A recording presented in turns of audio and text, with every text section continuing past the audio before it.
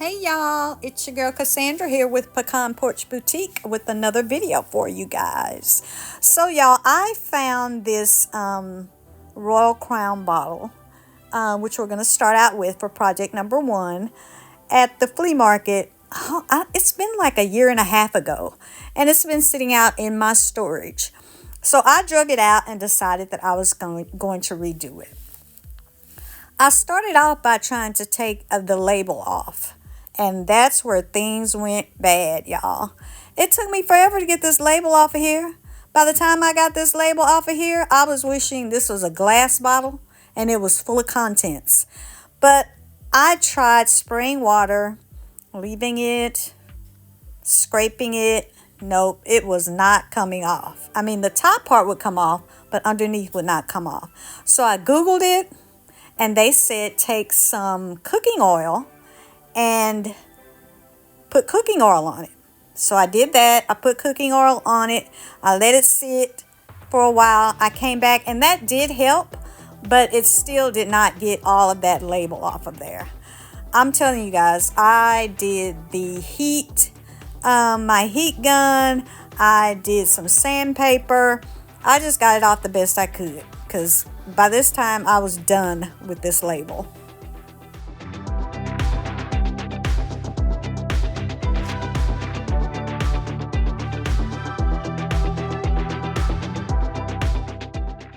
So once I was done wrestling with those labels, it's time now to add some molds. Y'all, these IOD molds are so good. They have this great micro rim where you can get a very smooth casting. And then they also, if you want to be meticulous, which I'm rarely ever meticulous, but they give you the weight. So you can weigh out your clay, you can weigh out your resin. That way you don't waste any. And so, I mean, they're just so good, so fun, and easy to use. So I'm first going to start out using the lock and key mold because this giant plastic bottle has these little indentations on each side, and I'm going to be putting that little key mold inside those indentations. So the clay comes very moist. So the one thing you want to make sure is that you kind of powder up your mold with something, cornstarch. For me, I went in the store and got the wrong thing, y'all. I got baking powder. But hey, it works. Just, kind of, flour up your mold and then press in your clay. And then I kind of like to flip mine over and kind of use a little bit of rocking motion to get it out and let gravity help you. It's that easy and so much fun. I'm going to be using also the trimmings mold. So you'll see me doing that here, and that's going to go up around the top of the bottle.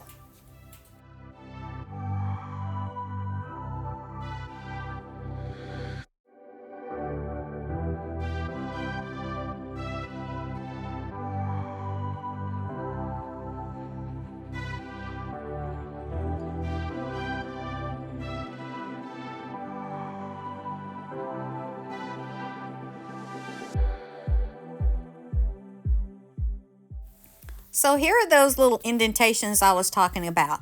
And I like Titebond Quick and Thick for my glue. It holds really well even when you're kind of holding it vertically. So I'm going to put those little key molds in those little indentations. And then from the trimmings mold, and I believe y'all it's trimmings too, that wider band is going to go up around the top like I'm doing here. Now it was not long enough to fit all the way around. So I made another little half piece of it, and I'm going to cut out a little piece and just kind of patch it in. And whenever you patch in your molds, you're always going to get some shrinkage and you're going to get a little bit of a gap. So I'm just going to use a little bit of clay to fill that in once I let it dry and see where those gaps are going to be.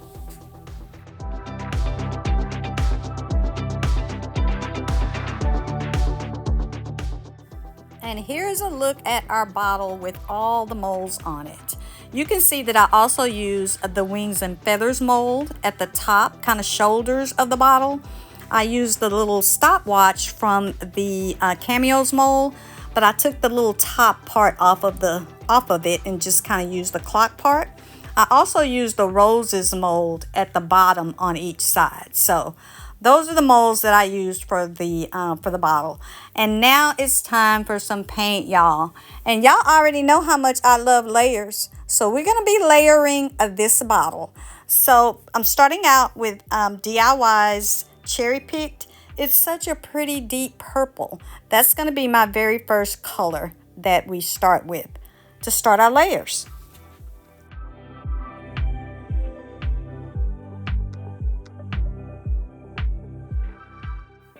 And I'm tapping on my color, y'all, because typically when I'm working with something that's smooth or that's flat and I want to give it some texture without adding a texture additive, one of the best things you can do is to take your brush and take your paint and just tap.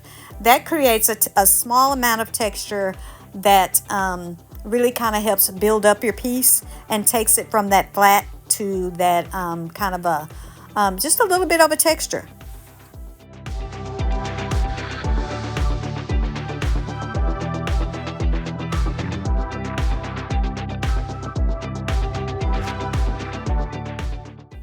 And now here I am going in with some blue iris on top of my Cherry Picked. I'm going to do that all over the bottle. And take a look, y'all. This is where we are now. So off camera, I went ahead and tapped in just a little bit of Little Black Dress and a little bit of Sandy Blonde. All of these paints are DIY paints, and in the center of the bottle I use some White Swan. So y'all already know what I'm going to do in that white area. And look, y'all, look at this paper. This is called Steampunk Sisters, and this is a rice paper by Decoupage Queen. And so this was my this was the reason why I chose the colors. This was my inspiration, and chose some of the molds that I use was because of this paper. So I'm going to start out by doing my little fussy cut. You guys have seen me do this before. I'm just going to take a little water, run it around the edge of my paper, and I'm going to take off that trim.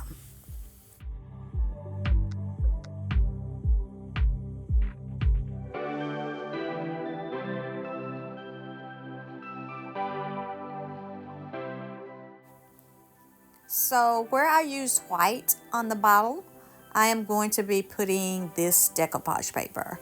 So I'm going to use 1/2 for one side of the bottle, and then I'll use the other half for the other side of the bottle. And basically the reason why you want to paint white behind your decoupage paper, especially the tissue paper, is because your image will stand out more. Now you can absolutely decoupage onto darker colors. It doesn't have to be white in the bag, but your image will blend in more. And there are times when you may want your image to blend in. But in this instance, I put white behind, and I am going to be decoupaging on these two halves of this decoupage paper. And again, for decoupage, I like to use DIY's liquid patina. That's just my medium of choice. You can use any water-based top coat or any water-based sealer that you want, liquid sealer that you want to decoupage with. So to decoupage, one of the things that I like to do is I like to work in sections, and I also like to, once I get my medium on my brush, I like to start away from the paper, and then once I get the majority of the medium offloaded off my brush, then I like to come back and go underneath my edge, so that way I don't get a big glob of the medium under my paper that might show through. So once I've done that, then I like to use just a little piece of cling wrap to lay it down. And so that's what I'm doing here. And once that's all done, I'll go back over the top with the liquid patina. And don't worry about the little white edge around there, y'all. I'm gonna blend that in with some Sandy Blonde. And that's another reason why you want to tear a jagged edge, is because it is much easier to blend into that edge when it's torn than to blend into a straight edge. Once I'm through decoupaging on each side, I am going to go over the entire bottle with that same medium liquid patina, because I want to move on to my next step. And my next step, I have this lace, y'all. I don't know where I got this lace at, probably my sister, because I don't sew. But I had this piece of lace, and I thought, oh, how cute it would be just to kind of frame out the decoupage paper on each side with this black lace. So that's what you see me doing here. I'm just using my hot glue gun and putting a very little dab in various places along this lace to frame out the decoupage.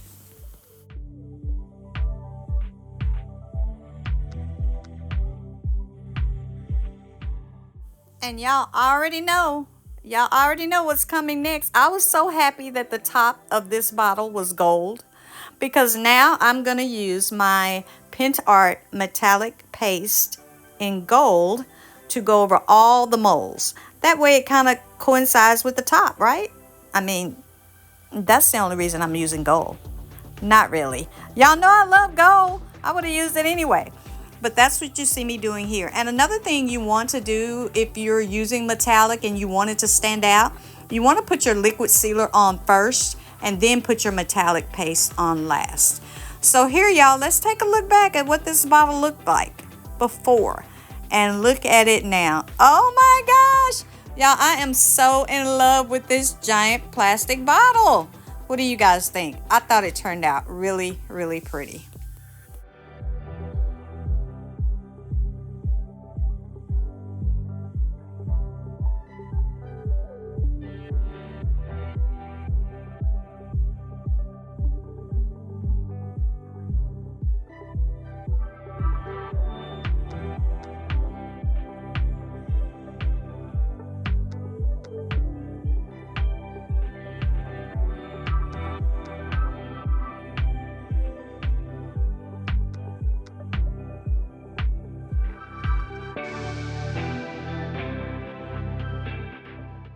For project number 2, y'all, I got this handmade little box thing here from a friend for free.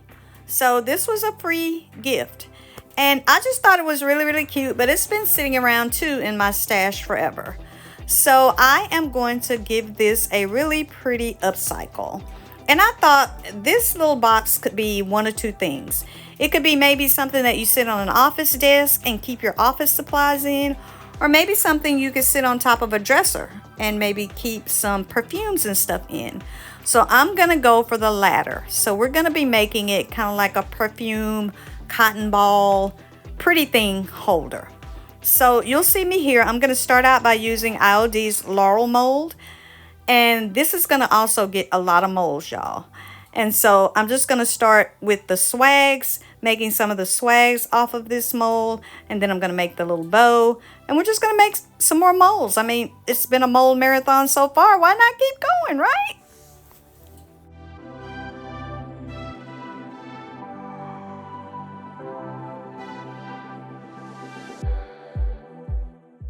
So throughout a lot of this, while I'm putting on these molds, I'm gonna be laying this on its back, because I figured, why try to work against gravity, So right now you're looking for, it's laying on its back, and you're looking at that back plate piece.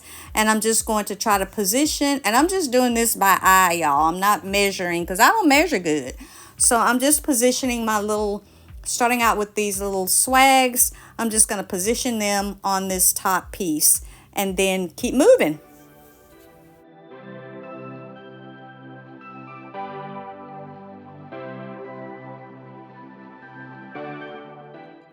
Here I am going back to that trimmings mold. I think it's the trimmings 2 mold, y'all, I think. And I love the rope on this mold. So I'm going to be making quite a few rope pieces, because I want to trim this little box out with rope.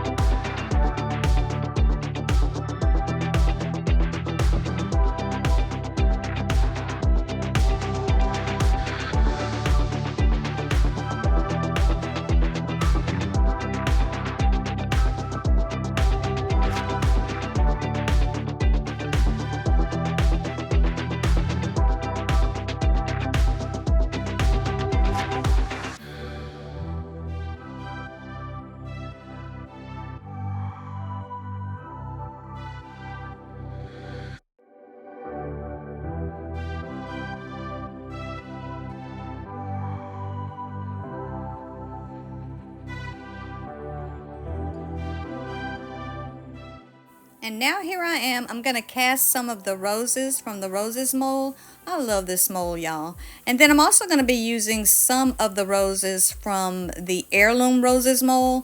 That was the older version that they retired for this particular mold.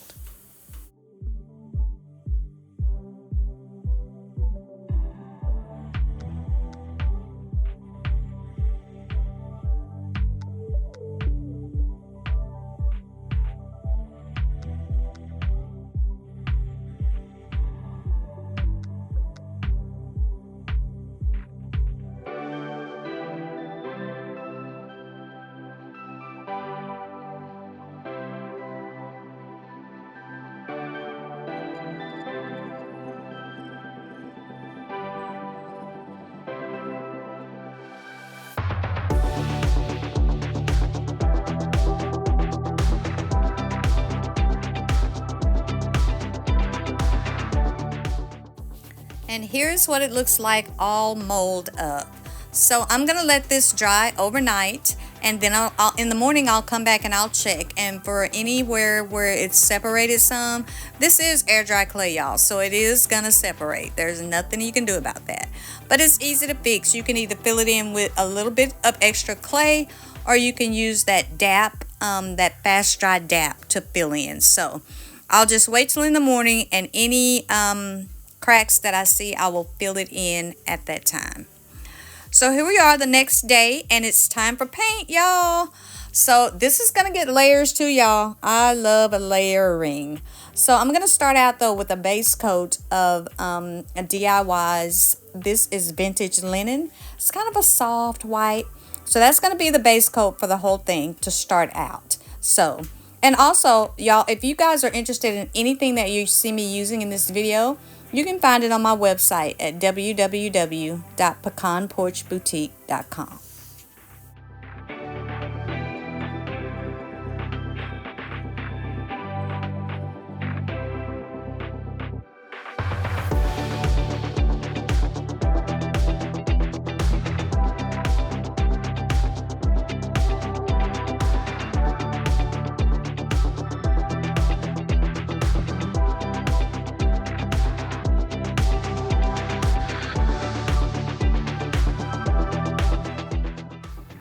So I'm going to create some jewel tones with the layers in this piece, since it's going to be kind of like a, you know, like a little thing to sit on your desk for your perfumes and stuff. So here I am starting out again with DIY's Cherry Picked, and that's going to be my first layer. After that, this little blue that you see me doing, that is Blue Iris. And then on top of the Blue Iris, you'll see me do some Gypsy Green. You will also see some French Millinery, and even maybe a little bit of, no, I think that's it. And then I'll come back with my base coat.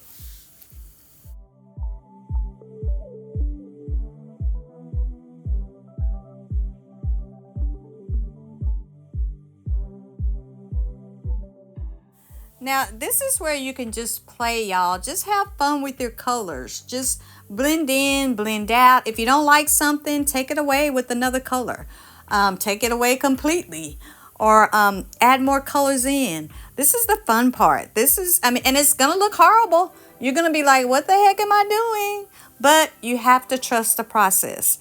Just keep blending, keep taking away what you don't like, add back in some of what you do like.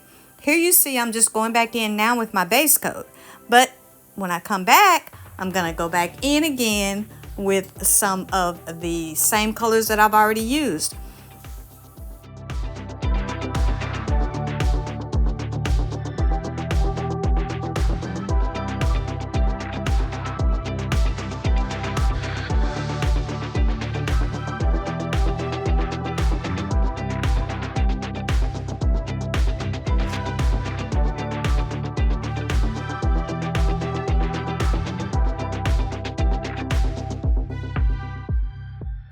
So this time I'm using my paper towel to take some of the paint off. So kind of going in with what I call a dry dab, since I'm not really brushing it on, I'm dabbing it on. So a dry dab. And I'm adding those colors back in, I'm taking them away. again, just playing around with it. So, I mean, this is really the time that you can have fun. Just don't be afraid to, to step out of your box and try something new. And just trust that it's going to be pretty in the end.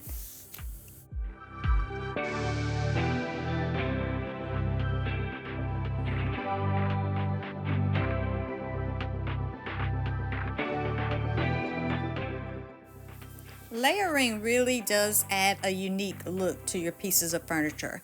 I mean, so much different than if I were to just paint it one color.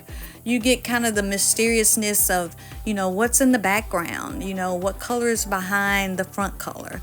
So layering is really something that I've kind of learned to really enjoy. At first, I was like, why would I layer? Why am I going to paint over, the color that I just put on?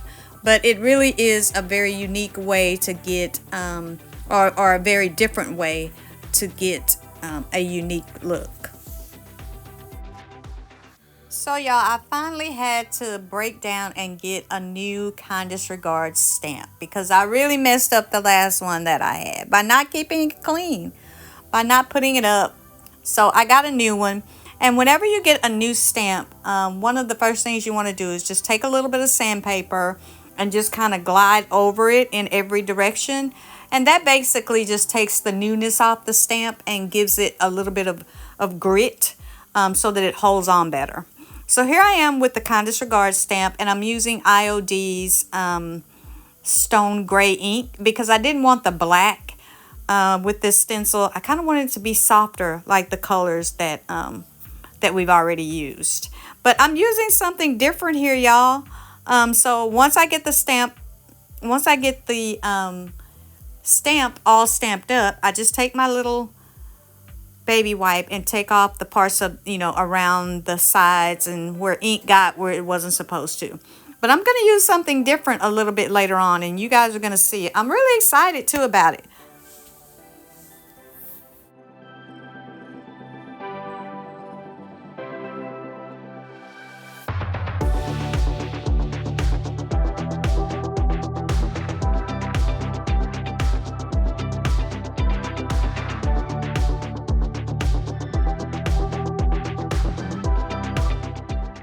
See, here I am. I'm cleaning off the ink immediately, y'all. Immediately. I'm not even letting the first ink sit on there anymore. I'm really trying to do my due diligence to keep these stamps looking good.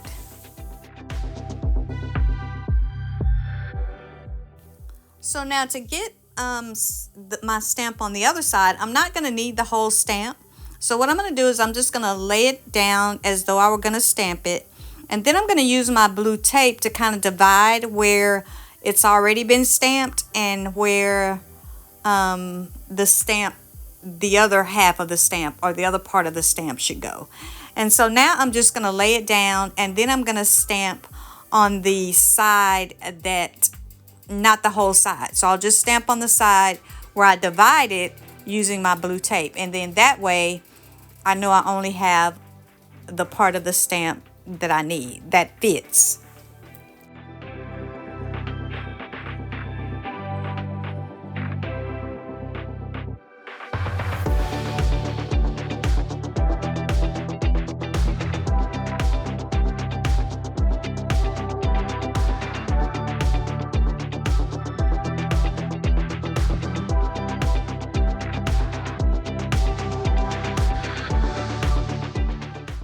And see, here I am. Now that it's all clean, I'm putting it in my little envelope for safekeeping.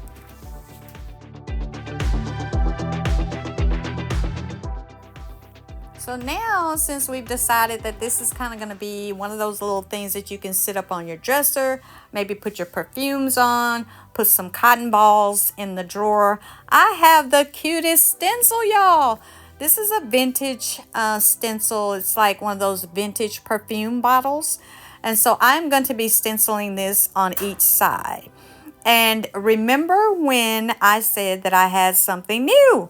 So I've seen other creators use these little makeup brushes when they're going to stencil with ink. And so I am going to be trying this today.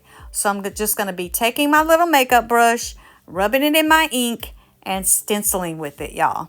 And honestly, I'm in love with this one. I am in love with this process for when I'm stenciling with ink.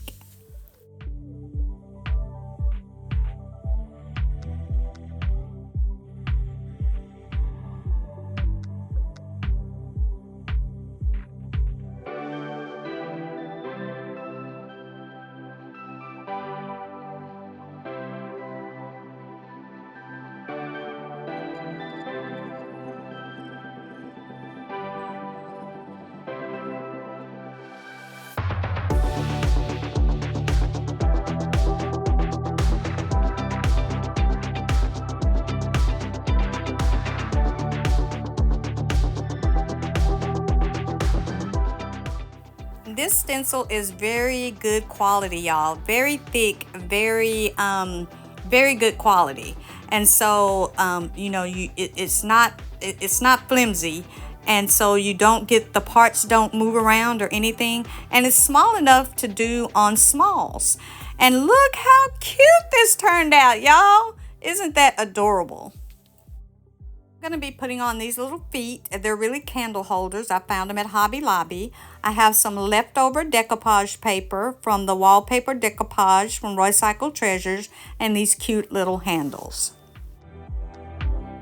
And now it's time for the reveal, y'all. Look at what this box used to be, and look what it is now. Oh my gosh! Oh my gosh, y'all, this is such a transformation. What do y'all think? I love this little box. Look at the rope mold and all the molds in the center. I left the drawer white just so it would be just kind of stand out against all the other colors. I added gold because y'all know I love me some gold to match the little cute gold flower handles. And I tell you, I really do like, I mean, it's like night and day, right? It was just a plain brown box, and now look, I really like this little piece a lot. I hope you guys do too. Thank you guys so much for coming along with me on this video. I appreciate it. Hopefully you liked the items. If you did, please give me a thumbs up and maybe even leave me a comment. I'd love it if you leave me a comment, and hopefully you will subscribe to my channel. Until next time, don't forget, y'all, to bud, bloom, and be unique. Bye-bye.